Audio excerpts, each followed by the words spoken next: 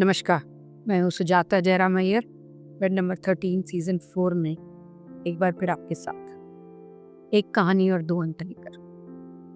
एक अंत जो मैं आपको सुनाती हूँ वो तो सच होता है, दूसरा काल्पनिक। आज की कहानी एक ऐसे नवयुवती की जो मेरे पास काउंसलिंग के लिए आती थी। बहुत सुंदर, चंचल, इंटेलिजेंट। एक लड़की में जब गुण होना चाहिए बहू के रूप में, उसमें सारी थी। मुझे बड़ी अच्छी लगती थी और मैं अक्सर उसको कहती थी कि लड़का तो मैं ही ढूंढती थी, और वो हंसती थी। मन उसका कहीं से दुखी था क्योंकि उसको पिछले 6-7 महीने पहले ही पता चला था कि वो अपने माता पिता की एडॉप्टेड संतान। उसका मन उसके बायोलॉजिकल पेरेंट्स से कहीं जुड़ाव अनुभव करने लगा था। उसको समझ में आ रहा था पाला पोसा इन्होंने ही है, वो बायोलॉजिकल पेरेंट्स को पता भी नहीं कर सकती ये इंडिया है। पर उसे ना जाने क्यों अपने माँ बाप में थोड़ी थोड़ी बुराइयाँ दिखने लगी। वो कहती थी कि बुराई तो मुझे पहले भी दिखती थी, मैं माँ बाप से बोल भी देती थी कि आप ऐसा क्यों करते हो, आपको ऐसा नहीं करना चाहिए। अब उतने फ्रीली बात नहीं कर पाती। लगता है एहसानों का एक बहुत बड़ा बोझ है मेरे ऊपर इनका। इन्होंने इतना जो मेरे लिए किया वही काफ़ी है। अब मैं किस हक से इनसे कहूँ कि आप ऐसा नहीं कर सकते, आप ऐसा नहीं कर सकते। मेरी शादी की तैयारी में जुड़े हुए हैं, वहाँ ढेरों सम्मान मेरे लिए इकट्ठा करती हैं। कभी कभी झुंझला कर मन करता है कह दूँ कि मुझे आपसे कुछ नहीं चाहिए, आपने इतने दिन मुझे पाल पोस कर बड़ा किया वही काफ़ी है। फिर लगता है अगर मैं ऐसा बोलूँ उनको कितना दुख होगा। इसी ऊहापोह में वो मेरे पास आती रही। मैंने उसे भरकस समझाने की कोशिश करी कि बेटा अगर तुमको नहीं पता चलता तो आज तो तुम उनके लिए उनकी बेटी ही होती ना। ये तो उनकी भलमनसाहत है कि उन्होंने शादी से पहले तुम्हें ये बताने की कोशिश करी। वो नहीं चाहते थे कि तुम किसी और से तुम्हें पता चले, और शादी भी तुम्हारी वो किसी झूठी बेस पर नहीं करना चाहती। वो चाहते थे कि लड़के वालों को ये पता चले, और शायद इसीलिए उन्होंने ये डिसीजन लिया होगा। उनकी अच्छाई तो सोचो। वो कहती थी जी मैम, मैं उनकी अच्छाई सोचने की कोशिश करती हूँ, पर मुझे कई घटनाएं याद आती हैं तो मुझे लगता है कि मेरे साथ अति भी हुई है। कई बार मुझे अकारण ही डांटा गया है। उनके वो सारे अवगुण मुझे दिखने लगे हैं जो मुझे नहीं दिखते थे पहले, क्योंकि मुझे ऐसा लगता है कि ये मेरे बायोलॉजिकल पेरेंट्स नहीं हैं।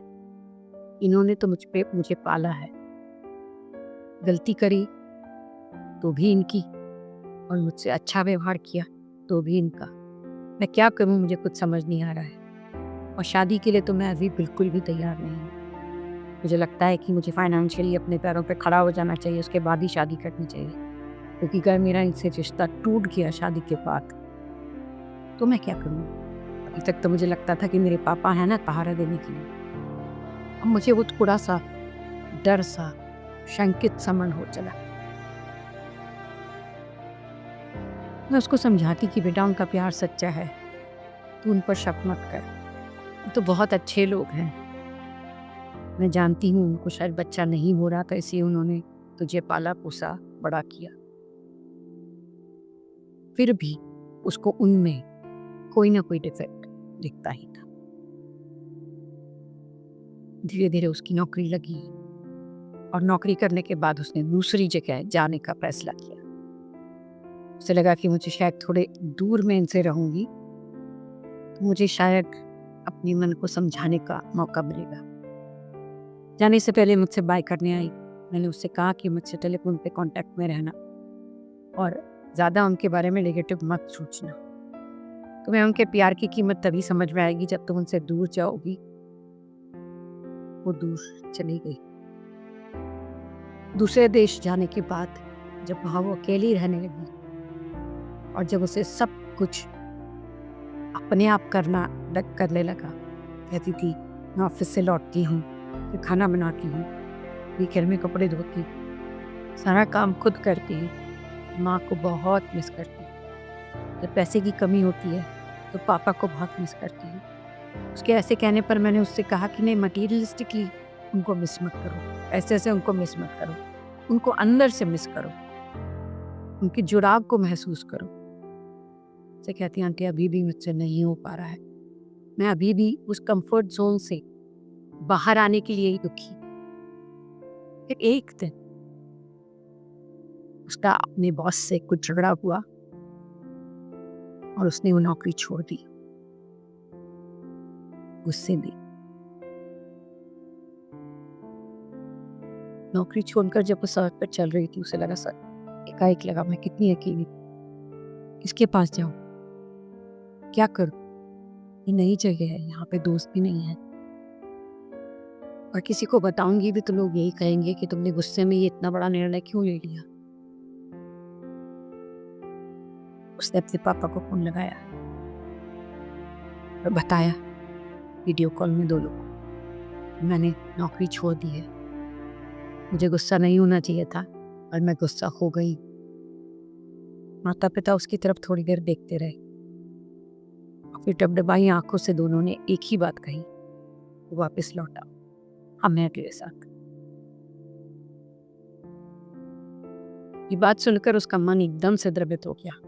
उसको लगा इनका प्यार तो कितना सच्चा है। न इन्होंने मुझसे ये कहा कि तूने नौकरी क्यों छोड़ी, तू गुस्सा क्यों हुई, न मुझे डांटा, बस इतना ही कहा कि वापस आ जा।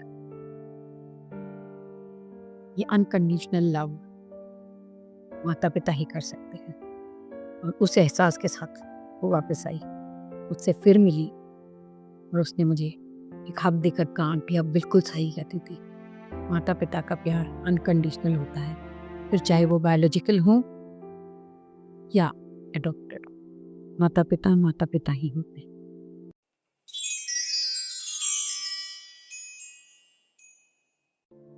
दूसरे अंत में उसकी नौकरी चले जाने पर उसने कुछ नहीं किया।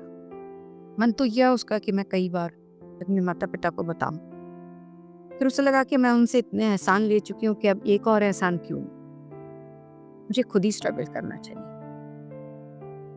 और वो बिना एम्प्लॉयमेंट के कुछ महीने कहीं कैफे कॉफी हाउस में नौकरी करके, अभी किसी की हाउसकीपिंग करके, अभी किसी की बेबी सिटिंग करके अपनी जिंदगी चलाने लगी। इधर माँ बाप बड़े चिंतित थे कि उसकी पिछले कई दिनों से कुछ खबर नहीं हुई। उन्होंने उसको कई बार फोन किया पर वो कुछ जवाब नहीं दे रही थी। इधर वो दुखी थे और उधर वो भी स्ट्रगल कर रहे थे। मन में उसके कई बार आता था कि मैं फोन करूं, और वो अपने आप को रोक लेती थी। उसको लगता था कि मैं इनके एहसान तले इतनी दबी हुई हूं कि मैं एक बार और इनको परेशान नहीं करना चाहती। इधर माँ बाप थे, वो तो मानते ही थे कि हमारी बेटी है, तकलीफ कैसे। पिता ने कई तरफ से उसको मैसेज भेजने की कोशिश करी, कुछ पहचान के लोगों से उसकी खोज खबर लेने की कोशिश करी, पर वो सबको अपने से दूर करती चली गई। 3-4 साल उसने इसी तरह गुजारे। फिर उसे एक नौकरी मिली और नौकरी करते करते उसके एक कलीग से उसने शादी कर ली। आज वो विदेश में है। आई एम श्योर जब वो माँ बनेगी तो उसे शायद समझ में आएगा कि माँ बाप का प्यार क्या होता है। अभी तो उसकी समझ में नहीं आया है। अभी वो सिर्फ उस प्यार को, उस निश्चल प्रेम को एहसान मान रही है। और इधर माँ बाप हैं, उसकी यादों में घुल रहे हैं। आपको क्या लगता है उन्होंने गलती करी उसको ये बताकर कि वो अडॉप्टेड है? उन्हें नहीं बताना चाहिए था, पर नहीं बताते तो कहीं ना कहीं से तो उसको पता चल ही जाता ना, तो बताना ही सही था। मुझे ये अंत समझ नहीं आया।